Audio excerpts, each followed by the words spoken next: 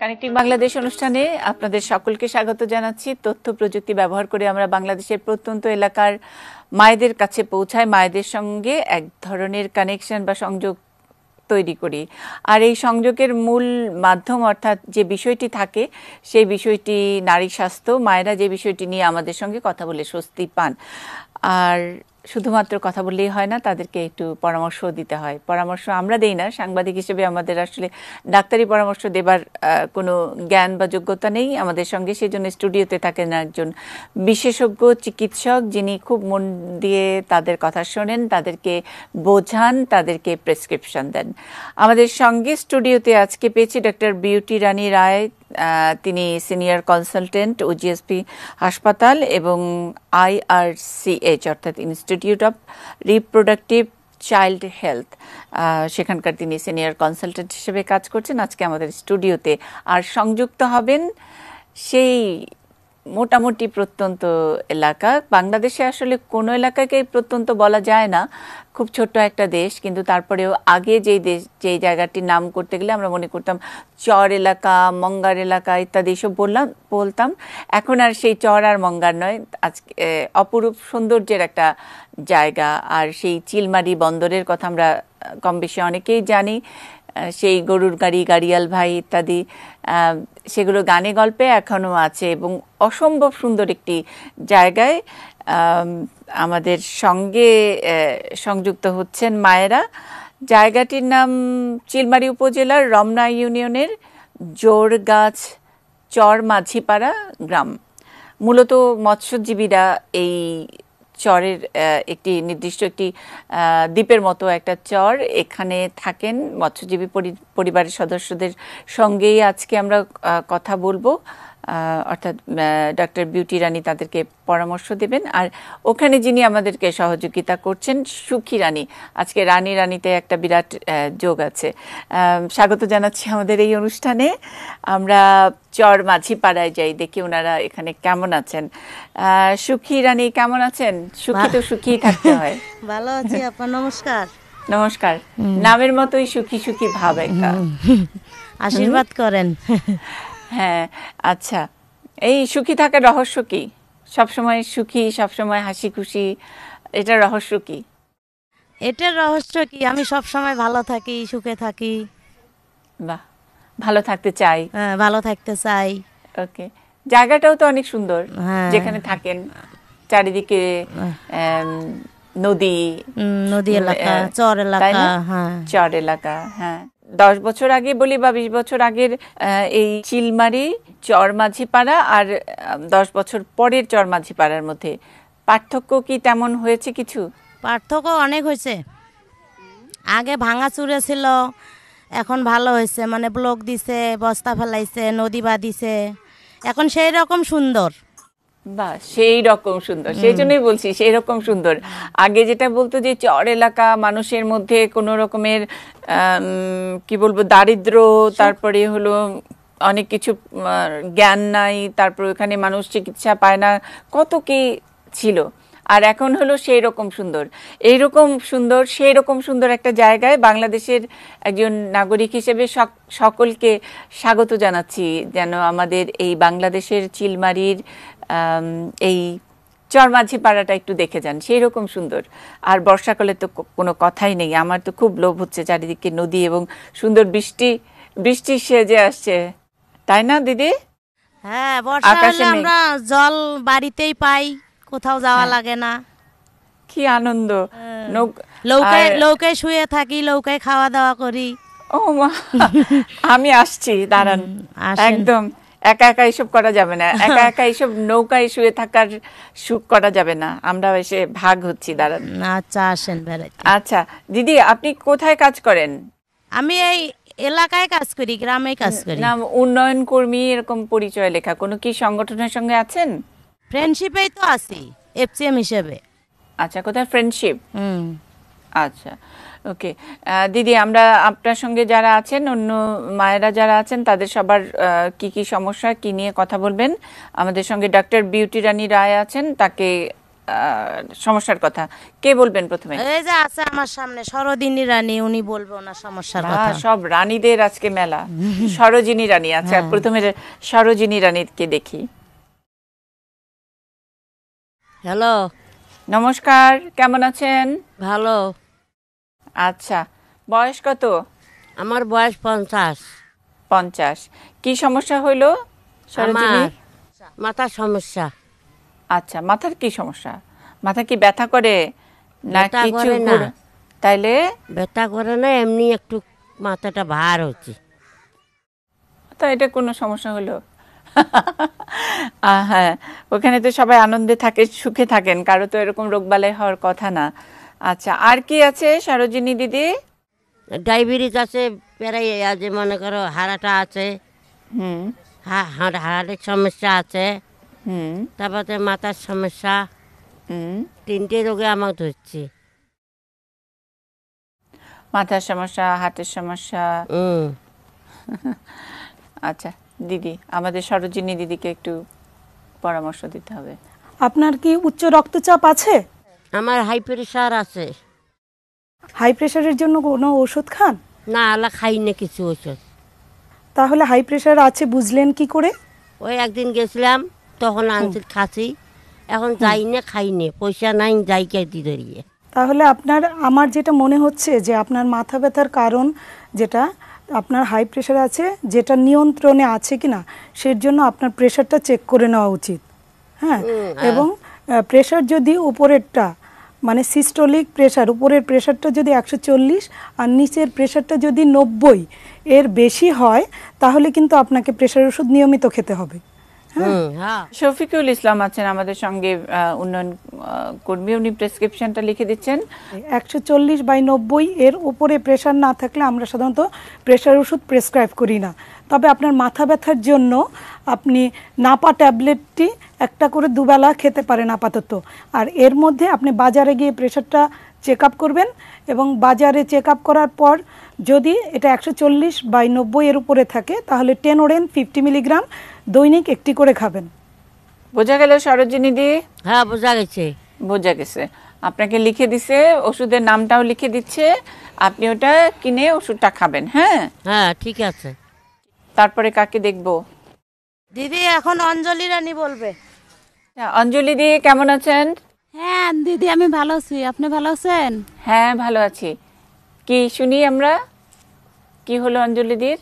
এই যে আমার বাচ্চাটা, বুঝছেন, আমার বাচ্চাটা খুব সমস্যা, কারণ কিছু খাইতে চায় না, এই অপুষ্টি, আর মনে করো খুব দুর্বলতা ভোগ করে, কোনো কিছু খায় না, আর 1 সপ্তাহ পর পর পাতলা পায়খানা হয়, বমি হয়, অসুস্থ হয়ে পড়ে। আচ্ছা, এই বাচ্চার বয়স কত? বাচ্চার বয়স 1.5 বছর চলতেছে। 1.5 বছর। হ্যাঁ। ওজন কত? ওজন হাইস্ট কত হবে? 7 কেজি। এমন সমস্যা কয়দিন ধরে করতেছে সে? এটা মনে করো এটা জন্মের পর থেকে এরকম। আচ্ছা আচ্ছা। আর মানে এমনিতে যে কথাবার্তা বললে, তারপরে তাকায়, শোনে, এরকম তো নাকি? সব হাঁটা চলাফেরা সব ভালো, কিন্তু সব ভালো, ডাকলে ওর নাম ডাকলে ও তাকায়, হ্যাঁ সেগুলো ঠিক আছে, সবকিছু শুধু খেতে চায় না। আচ্ছা শুনেন, ডাক্তারের কাছ থেকে শুনেন এবার। অঞ্জলি, হ্যাঁ বলেন। আপনার বাচ্চার বয়স 1.5 বছর। আপনি কি ওকে জন্মের পর আপনার বুকের দুধ খাইয়েছেন? হ্যাঁ, দুধ খায়, বুকের দুধে। শুধুমাত্র বুকের দুধ কতদিন খাইয়েছেন? হ্যাঁ, হওয়ার পর থেকে তখন তো খাইতেছে, বাইরে কিছু খাবার খায় না, শুধু বুকের দুধেই খায়। এটা একটি সমস্যা, কারণ বাচ্চা সন্তান ভূমিষ্ঠ হওয়ার পর থেকে প্রথম 6 মাস মায়েদেরকে শুধুমাত্র বুকের দুধ পান করাতে হয় শিশুদের। হ্যাঁ, কিন্তু 6 মাস পর থেকে কিন্তু বুকের দুধের হয় না। বুকের দুধের পাশাপাশি অন্যান্য খাবার খেতে দিতে হয়, যেমন হচ্ছে গিয়ে নরম করে ভাত, খিচুড়ি, হ্যাঁ, একটা করে যে খাদ্য উপাদানগুলো যোগ করতে হয়, যেমন একটু করে ডিম, ছোট মাছ, এ ধরনের খাবার, সবজি, তারপরে নরম করে কোনো ফল যেমন কলা, এরকম সুজি, এ জাতীয় খাবার খেতে দিতে হয়। আমার মনে হয় তাকে সঠিক মতো আপনি খাওয়াচ্ছেন না। নিয়মিত যে এই বয়সে যে ধরনের পুষ্টি দরকার হয় সেই ধরনের পুষ্টি তাকে দেওয়া হচ্ছে না। এজন্যই তার ওজন বৃদ্ধি পাচ্ছে না, পাতলা পায়খানা, পেট ফুলে যাচ্ছে, বমি বমি ভাব এবং অসুস্থ ভাব। কিন্তু বাচ্চাই তো খায় না, বাচ্চা না খেলে খাওয়াবেন কিভাবে? হ্যাঁ, এই সমস্যা আসলে একদিনে তৈরি হয়নি। ওর 6 মাস বয়স থেকে বুকের দুধের পাশাপাশি যে অন্যান্য খাবারগুলো সঠিক মাত্রায় দেওয়া দরকার ছিল সেই মাত্রায় দেওয়া হয়নি, এজন্যই অপুষ্টিতে ভুগছে। তবে এটা আস্তে আস্তে দূর হবে। আপনারা যেগুলো খান, যেমন হচ্ছে গিয়ে মাছ, ডাল, সবজি অল্প করে চটকে দিবেন। কিন্তু খাওয়ার রুচিটা কিভাবে হবে এটা বলেন। আমি একটা সিরাপের নাম বলি, সেটা হচ্ছে গিয়ে সিরাপ জিঙ্ক বি। ওর ওজন যেহেতু 7 কেজি, ও 1 চামচ করে দুবেলা খাবে। এভাবে আপনি 1 মাস খাওয়ান, তাহলে তার ওজন কিছুটা বৃদ্ধি পেতে পারে। তবে তাকে প্রধানত কিন্তু পুষ্টিকর খাবার দিতে হবে এবং সুষম খাবার দিতে হবে, এবং সে যা খেতে চায় সে ধরনের খাবার রান্না করে, প্রয়োজনে আলাদা রান্না করে, নরম করে খিচুড়ি রান্না করে, যেখানে চাল থাকবে, ডাল থাকবে, সবজি থাকবে, মাছ থাকবে, একটু তেল থাকবে, এ ধরনের খাবার তাকে দিতে হবে। ঠিক আছে অঞ্জলি রানী, তারপরে কে আসছে? দিদি এখন পাপিয়া রানী কথা বলবে। পাপিয়া রানী সররানী, কেমন আছেন? ভালো আছে দিদি, আপনি কেমন আছেন? আমি ভালো আছি। কি হলো? উনি মা হতে চলেছেন।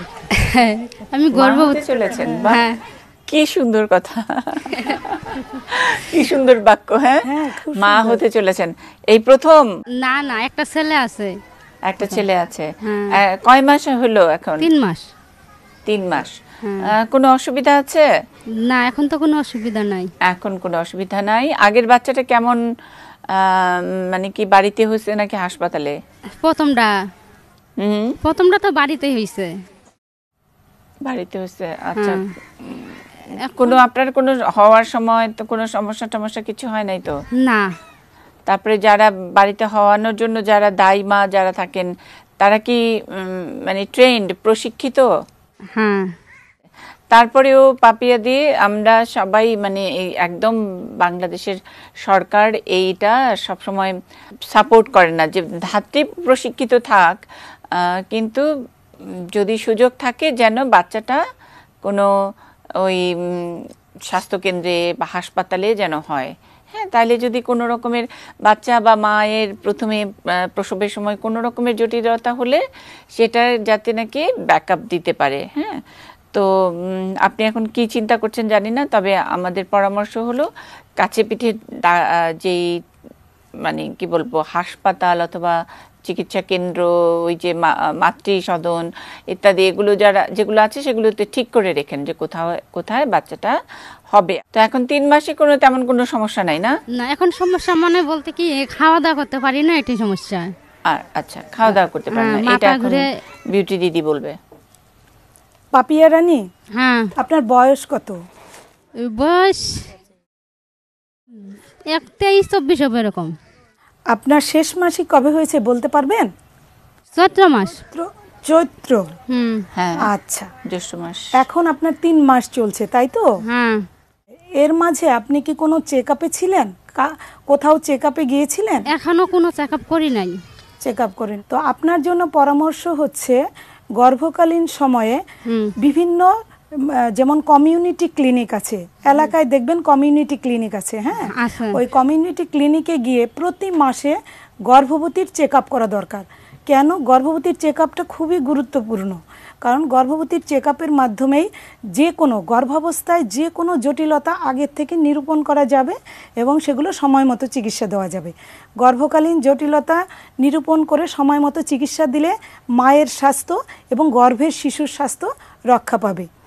এছাড়া আপনাকে এই সময় থেকে কিছু ঔষধ যেমন calcium, iron, vitamin, folic acid এগুলো নিয়মিত খেয়ে যেতে হবে।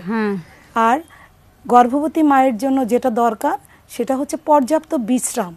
প্রতিদিন 8 ঘন্টা করে কমপক্ষে বিশ্রাম নিতে হবে। আপনাকে পুষ্টিকর খাওয়া দাওয়া করতে হবে, সময়ের খাবার সময়ে খেতে হবে। মাছ, দুধ, ডিম, খিচুড়ি, সবজি আপনার যা সামর্থ্যে কুলায়, শাক সবজি, মলা ঢেলা, কাচকি মাছ এগুলো আপনাকে বেশি করে সময় মতো খেতে হবে। আর এখনও আপনার যে টিকাদান কর্মসূচি, গর্ভবতী অবস্থায় আপনি জানেন টিটি টিকা দিতে হয়, এবং টিটি টিকার ডোজটা আপনার কমপ্লিট আছে কিনা, বা 5টি যে টিটি টিকা যদি আপনার নেওয়া থাকে তাহলে সেটা আর প্রয়োজন নেই। কিন্তু যদি টিটি টিকার প্রথমবার ডোজটা বেলায় নিয়েছি বুঝছেন, আপনি কয়টি টিটি টিকা নিয়েছেন? 5টা। 5টি, তাহলে আপনার আর টিটি টিকার প্রয়োজন নেই। যে পরামর্শগুলো দিলাম সেগুলো মেনে চলবেন এবং মাসে মাসে গর্ভকালীন চেক আপটা করে যাবেন। আর আচ্ছা। আরেকটা জিনিস, আপনাকে অবশ্যই প্রসব পরিকল্পনা করবেন। আপনি বলেছেন যে আপনার বাড়িতে প্রসব হয়েছে, আমরা চাই যে বর্তমান মুন্নিদি যেটা বলেছেন, বর্তমান সরকারের পরিকল্পনা হচ্ছে স্বাস্থ্য কেন্দ্রে প্রসব এবং দক্ষ স্বাস্থ্যকর্মী বা প্রসব সহায়তাকারী দ্বারা প্রসব, যাতে করে আমাদের দেশে মাতৃমৃত্যু রোধ করা সম্ভব। সেই জন্য আপনাকে অবশ্যই সে ব্যাপারে পরিকল্পনা রাখতে হবে, এবং যে কোনো জটিলতা হলে আপনি কিভাবে সেখানে পৌঁছাবেন সেগুলো আপনাকে আগে থেকে ঠিক করে রাখতে হবে। ওকে পাপিয়া দি, ভালো থাকেন, সুস্থ থাকেন, যত্ন নিন। হ্যাঁ, আপনারা ভালো থাকেন। হ্যালো দিদি, পাপিয়ার কোনো ওষুধ আপনি দিলেন না? কয়টা করে খাবে ওটা? ক্যালসিয়াম ট্যাবলেট 2টা ট্যাবলেট ক্যালবো ডি, একটি করে 2 বেলা খাবে, সকালে একটি, রাতে একটি। আর ট্যাবলেট আইরোবেস্ট, এটি দুপুরবেলা একটি করে খাবে, আর ট্যাবলেট মমভিট সকালবেলা একটি করে খাবে। এভাবে তার চলতে থাকবে। আচ্ছা ঠিক আছে। তারপরে কে আসছেন? তারপরে সাথীরা নিয়ে আসো। সাথী, হ্যালো দিদি, কেমন আছেন? ভালো আছি। আমার এমনিতে পেট বিষয় আর মাথা বিষয় সময়তে। পেট ব্যথা কি সব সময় করে না মাসিকের সময় করে? না, সব সময় করে, মাসিকের সময় না, সব সময় করে। এমনিতে সাদা স্রাব কিছু ভাঙে না আর কি, পেট বিষয়, পেট খালি মানে বুডুর বাডুর করে। হ্যাঁ সাথী, আপনার পেট ব্যথার কারণ হিসেবে আপনার অ্যাসিডিটি বা গ্যাস্ট্রিক জাতীয় সমস্যা থাকতে পারে। আপনার পেট ব্যথা কি উপরে পেটে ব্যথা করে নাকি তল পেটে ব্যথা করে? তল পেটে। তল পেটে, আচ্ছা। তলপেট ব্যথার কিন্তু কারণ ভিন্ন। তলপেট ব্যথা, যেমন মেয়েদের তলপেট ব্যথার বেশ কিছু কারণ আছে, যেমন প্রস্রাবে ইনফেকশন, তারপরে পায়খানা যদি তার কষা হয় তাহলে কিন্তু তলপেট ব্যথা হতে পারে। এছাড়া অনেকের তলপেট ব্যথার সাথে সাদা স্রাবের একটা সম্পর্ক থাকে, যেমন তলপেটে জরায়ু বা আর আশেপাশে ইনফেকশন, এগুলোর কারণেও তলপেট ব্যথা হতে পারে। হ্যাঁ, আপনি যেটা বলছেন যে আপনার সব সময় এই তলপেট ব্যথা থাকে, কিন্তু কোনো রোগ হলে আসলে কিন্তু সব সময় তলপেট ব্যথা থাকে না। তলপেট ব্যথা একটা নির্দিষ্ট সময়ে থাকবে বা অল্প কিছুদিন ধরে তলপেট ব্যথাটা থাকবে, মানে 2-3 দিন পর পর এরকম 2-3 দিন পর পর তলপেটে একটু ব্যথা হয়। আচ্ছা, আপনি আপাতত গ্যাস্ট্রিকের একটি ওষুধ, যেমন ট্যাবলেট প্যান্টোনিক্স, একটা করে 2 বেলা 15 দিন খান। আর তলপেট ব্যথা হলে ট্যাবলেট অ্যালজিন, এটি একটা করে 2 বেলা 7 দিন বা যখন ব্যথা হবে তখন খেতে পারেন, এবং দেখেন যে কি অবস্থা, তলপেট ব্যথাটা সেরে যায় কিনা। আর যদি এটা থেকে যায় তাহলে আপনি একটা আলট্রাসোনোগ্রাফি করে নেবেন আর প্রস্রাব পরীক্ষা করে নেবেন। আমার কথা বুঝতে পেরেছেন? দিদি এখন প্রভারানী কথা বলবে। আগে নামটা হলো প্রভারানী। প্রভারানীর বয়স কত জানি? বয়স 65 বছর। 65? হ্যাঁ, মেলা বছর। হ্যাঁ, মেলা বাচ্চা কয়জন? বাচ্চা 4 জন আছে এখন। কয়টা হয়েছিল? 6টা হয়েছিল। 6টা হয়েছিল। হ্যাঁ। 2টা বাচ্চা কি ছোটবেলা মারা গেছে? হ্যাঁ, একটা 8 মাসে গেছে, একটা 6 মাসেতে চলে গেছে। আচ্ছা আচ্ছা। আর 4 জন তো অনেক বড়, হ্যাঁ, বড় হয়ে গেছে। হ্যাঁ, বিয়ে দিছি। হ্যাঁ, বিয়ে হয়ে নাতি নাত করে হয়ে গেছে। হ্যাঁ, নাতিনেরও বিয়ে হয়েছে।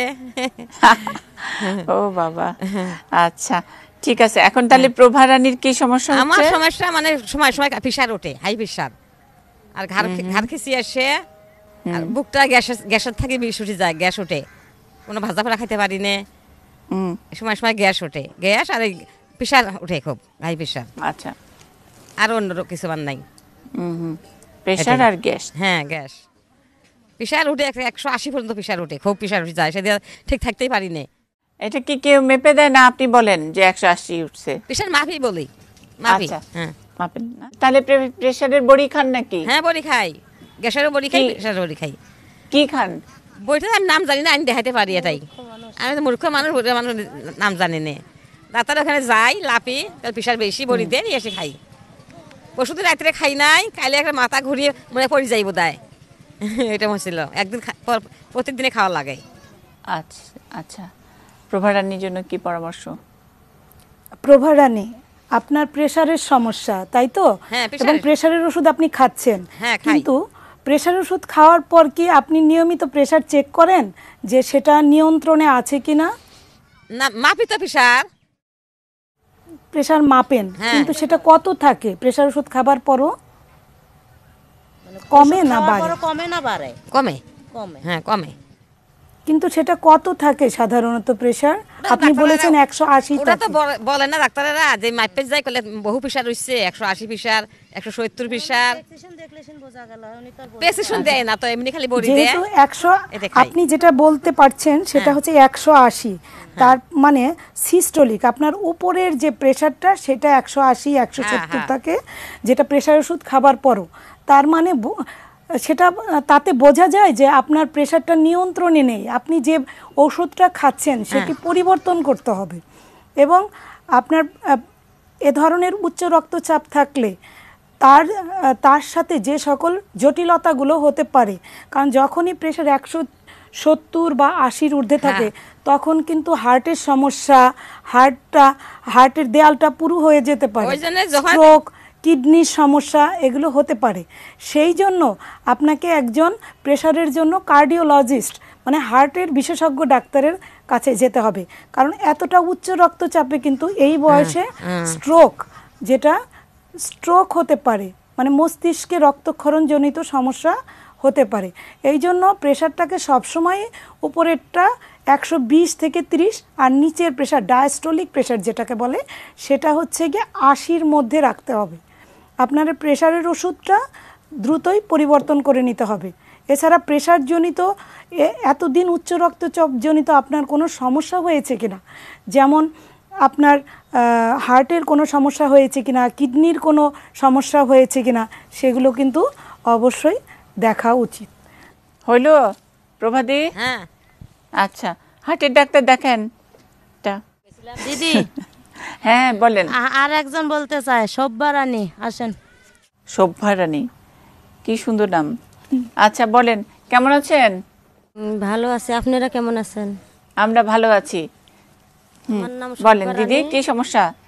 আমার এই যে কোমরের মধ্যে যে হাতের গাডা, পাওয়ের আইসে পর্যন্ত ব্যথা, আবার না জোরে কাম করলে কোমর কপ কপায়, শুলে সিলিং পারে, মাথা ঘুরে, চোখ মুখ আন্দার দেয়। আচ্ছা, আপনি কি কোনো পদ্ধতি নিছেন? পদ্ধতি নিয়েছিলাম, বাদ দিছি। এখন এই যে পাতা ওই শুকির মধ্যে, তাও ওই 10 দিনে 15 দিনে একদিন না খাই, ওই আমার সিরাপটা হয় না। আচ্ছা, এমনি কি নিছেন? সুখী বড়ি খান? হ্যাঁ। আচ্ছা, এখন ওই যে ব্যথা, ওই যে কোমর কপ কপায়, সিলিং পারে, শুলায়, পাওয়ের ওই যে হাতের গাডা, মানে পাওয়ের আইসে হাতে ব্যথা। রাইট, ওই যে পায়ের মানে যেটাকে বলে গিরায় ব্যথা করে, তাই তো? হাতের গিরায়, পায়ের গিরায় ব্যথা। আর এই যে মাথা ঘুরে, চোখ মুখ আন্দার দেয়, মাথা ঘোরাটা কমে না। মাথা ঘোরাটাই যে 2-1 মাস থাকি চলছে। আচ্ছা, আপনার কি এটা কোনো কারণে মনে হচ্ছে যে আপনি ওই যে বড়ি খান, এই কারণে আপনার এই সব মাথা ঘুরে, কোমরে চাপা ধরছে? না, ওগুলোর কোনো সমস্যা নাই। ওই কারো ক্ষেত্রে একটু টুকটাক একটু এইসব উপসর্গ দেখা যায়, এটা এমন কোনো মেজর কিছু না। যাই হোক, শোভাদির জন্য দিদি কি বলবেন? ওই যে কুড়িগ্রামে গেছিলাম, আলট্রাসাউন্ড করছি, সে আলট্রাসাউন্ডের মধ্যে কোনো রোগ নাই, কিছু নাই, খালি ওষুধ পাতি দিছে খাবার, ওই 1 মাস স্টে থাকবে কয়। স্টে আবার কি, ওই পাকশা কান্দা বাড়ি, এনে তো বাড়ির টুকটাক কাম করতে হবে, ওটা তো করাই নাকবি। ওই ওখানে করতে না ভারী জিনিস তুলতে আমার সমস্যাটা অন্যরকম। আর ওই বুকের মধ্যে ব্যথা, বুকের মধ্যে খুব বিষ। আচ্ছা, এটা একটা সত্যি কথা কিন্তু বলছেন। আমরা বলি যে ভারী কাজ করবেন না বা ঝুঁকি দিয়ে কাজ করবেন না, এইটা আসলে দিদি ওনাদের বাস্তবতা একরকম, আমাদের কাছে বাস্তবতা একরকম। আমরা তো মনে করি যে টেবিলে বসেও এরকম করে নিচু হওয়া যাবে না। হ্যাঁ, আর ওনাদের ভারী কাজ করবেন না মানে হচ্ছে যে বিরাট বোঝা, রান্না করার জন্য যে কাঠটা সংগ্রহ করে, অথবা কলস তো নরমাল মামুলি, আপনি যতই কলস নিতে পারি না, কাঠের মধ্যে মাটির ডালি নিতে পারি না। হ্যাঁ, এখন ওই যে মাটির ঢালি, আমরা কিন্তু এটা একদম জিজ্ঞেস করি না।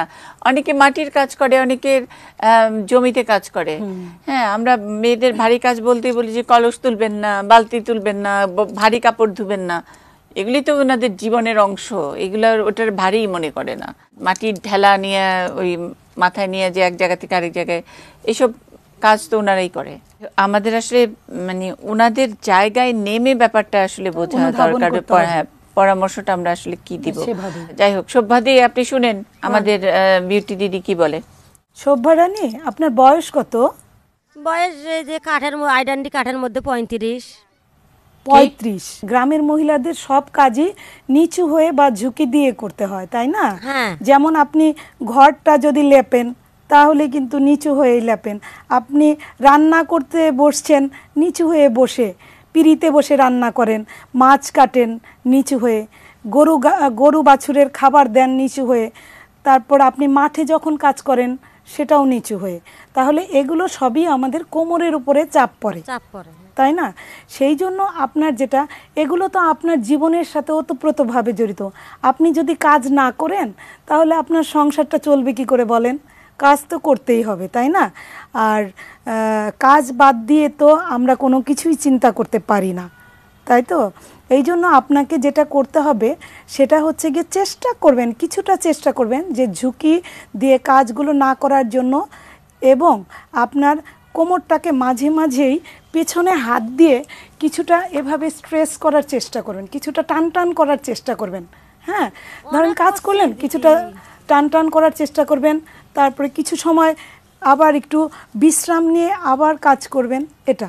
আর খাওয়া দাওয়ার মধ্যে আপনার কিন্তু মাছ, ছোট মাছগুলো বিশেষ করে, যেমন মলা মাছ, কাচকি মাছ, এগুলো খেতে হবে। দুধে কিন্তু প্রচুর ক্যালসিয়াম আছে, সুতরাং দুধ খেতে হবে। হ্যাঁ, চেষ্টা করবেন সপ্তাহে অন্তত 3 দিন গরুর দুধ খেতে। তারপর ডিম খেতে হবে আপনাকে, ডিম, মাছ এগুলো খেতে হবে। হ্যাঁ, এই খাবারগুলো খেতে হবে। আর ক্যালসিয়াম কিন্তু খেতে হবে, যেমন ট্যাবলেট অ্যারিস্টোকাল ডি, এটি একটি করে 2 বেলা আপনি 3 মাস খান এভাবে। আর আরেকটা ট্যাবলেটের কথা বলছি, সেটা হচ্ছে ট্যাবলেট নিউরোবেস্ট। হ্যাঁ, এটা একটি করে 2 বেলা 3 মাস খান, তাহলে ক্যালসিয়ামের অভাবজনিত যে কোমর ব্যথা মেয়েদের হয় সেটা কমবে। যেগুলো খাওয়ার কথা কইলেন তখন যে আরো মোটা হয় না, মোটা হবেন না। আচ্ছা শুনুন, পুষ্টিকর খাবার খেলে কেউ মোটা হয় না কিন্তু। হ্যাঁ, মোটা আর ওগুলো খেলে আরো যদি নড়বেন না পাইবেন। আর আপনার স্বাস্থ্য তো খুবই সুন্দর আছে। ওজন বাড়লে বলে অসুখ ধরে। এই দিদি, এই শোভাদি, আপনাদের মোটা হওয়ার কোনো সুযোগ নাই। স্নান করেন কই? নদীর মধ্যে। এই যে, তাইলে এরপরে যত মোটা বানানোর জন্য আপনাদের ইনজেকশন দিলেও মোটা হবেন না। নদীতে তো সাঁতার দিয়ে একটু স্নান করেনি, স্নান করার সময় তো 1-2টা একটু সাঁতার দেন, তাই না? তাহলে যারা রেগুলার সাঁতার কাটে তাদের কোনো মোটা হওয়ার কোনো সুযোগ নাই, বরং শরীর সুস্থ থাকে, পায়ে ব্যথা কম হয়, গায়ে ব্যথা কম হয়, এগুলো সব অনেক সমস্যার সমাধান হয়ে যায়। পারুল দিদি আসো। দিদি কেমন আছেন? ভালো আছি পারুল দিদি, আপনি ভালো আছেন? আছি। আমার হাঁপানি, মাথা কেমন, মাথার সময় সময় আগুনের মতন জ্বলে, হাত পাও সরসরায়, আর হাঁপানি আছে, গ্যাস কোন শোষণ দেই। আচ্ছা, হাঁপানি আছে। দিদির বয়স কত? বয়স মনে নাই তো। 50 পার হয়েছে। 50 পার হয়েছে। বাচ্চা অনেকগুলো নাকি? কয়টা? 2 ছেলে 1 মেয়ে। 2 ছেলে 1 মেয়ে। সবাই বড় হয়ে গেছে? নাই, সব বিয়ে শাদী হয়ে গেছে, বড় হয়েছে, বিয়ে হয়েছে, নাতি নাতকুর হয়ে গেছে। নাতি হয়েছে সবারই। আচ্ছা, ওকে, ঠিক আছে। পারুলদির হাঁপানি আছে। হাঁপানি কতদিন ধরে? 18-19 বছর। 20 বছর। ওষুধ খাইছেন কোনো? ওষুধ খাই না, ওষুধ আছে। হ্যাঁ, ওষুধ খাই। কি ডাক্তারের ওষুধ না কবিরাজের? ডাক্তারি ওষুধ। এই এখন গ্যাস দেই তো। গ্যাস দেন, ওই যে ইনহেলার। আচ্ছা, ওই ইনহেলার দিলেও কমে না? কমে, ওটা দিয়েই কম, ভালো হই। আচ্ছা, দিদি পারুলদির জন্য কোনো পরামর্শ আছে কিনা? পারুল, আপনার হাঁপানির জন্য কি কাশি শ্বাসকষ্ট সবসময়ই হয়? যখন ভাসে তখন হয়, এখন কম। আচ্ছা, আপনি হাঁপানির জন্য সবসময় ইনহেলার ব্যবহার করতে হয়? না, যখন ভাসে না তখন ওটা ব্যবহার করি। যখন খুব শ্বাসকষ্ট হয় তখন ইনহেলার ব্যবহার করেন।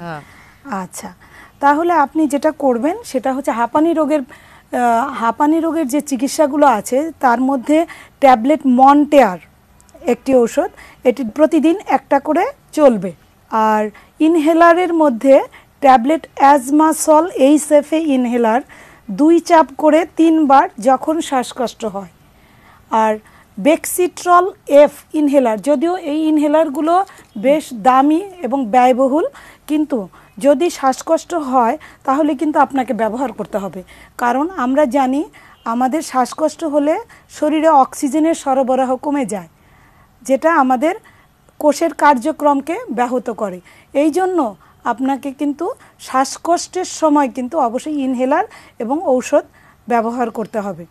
যেমন ইনহেলার বেক্সিট্রল এফ, এটাও 2 চাপ করে 3 বার ব্যবহার করতে পারেন। ঠিক আছে, ঠিক আছে। আর আপনার এই বয়সের জন্য কিন্তু আপনি বলেছেন যে হাড়ে ব্যথা আছে, এই বয়সে 50 বছর বয়সে আপনার মাসিক কি সেরে গেছে? না, 10 বছর থেকে নাই। মাসিক সেরে যাওয়ার পর মেয়েদের হাড় ক্ষয় নামক একটি রোগ হয়, যে রোগের নাম অস্টিওপোরোসিস। ঠিক আছে, দ্রুত হাড় ক্ষয়ে যায়। এই জন্য এই সময়ে বেশি করে আপনার মাছ খেতে হবে, গরুর দুধ খেতে হবে, ডিম খেতে হবে। হ্যাঁ, নদীর মাছটা খাবেন, আপনার চারপাশে তো নদীর থেকে মাছ। হ্যাঁ, আর আপনার স্বামীও বোধহয় ওই জেলে পেশায় জড়িত, মাছ ধরে, তাহলে তো আপনার ঘরে মাছের অভাব নাই। মাছ ধরলে কিন্তু আপনি খান না, শুধু বিক্রি করেন।